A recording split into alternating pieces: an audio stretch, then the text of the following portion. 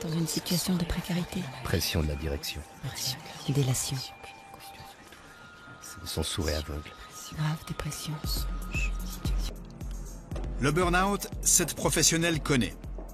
C'est une coach indépendante. Les entreprises ou des privés ont recours à ses services afin de résoudre leurs conflits ou exposer leur mal-être.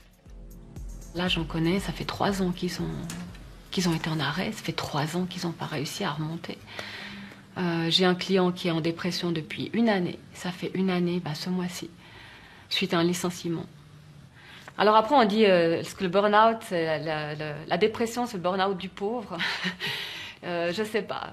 Mais en tout cas, cet état dépressif, cet état où on n'en peut plus, c'est certainement un mal du siècle. Maintenant, le problème, c'est qu'on demande tout le temps à tout le monde de bosser à 120, 150% en permanence et il n'y a jamais de fin. Et les gens craquent. Et là, ils disent non, c'est pas pour moi. Dans ces conditions, non, ça m'intéresse pas. Et là, il y a vraiment un switch entre ce qu'on essaye de mettre comme pression aux gens et en les montant les uns contre les autres. J'en ai vu qui disaient, voilà, le moins performant de vous, à la fin de l'année, il est mort, il est licencié. Ça crée une pression démente, une concurrence. Alors, la concurrence, elle peut être bonne parfois et elle peut être complètement destructrice. Et ces moments-là, je pense, moi, actuellement, ce que je vois, c'est qu'elle commence à être destructrice pour plein de gens.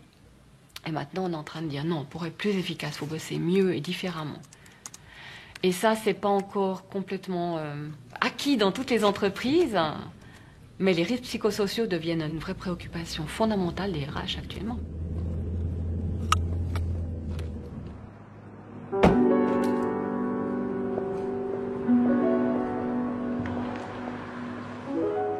Je pense qu'il y a un grand changement qui est en train de s'opérer, justement parce que les personnes n'ont plus envie d'être traitées comme des robots.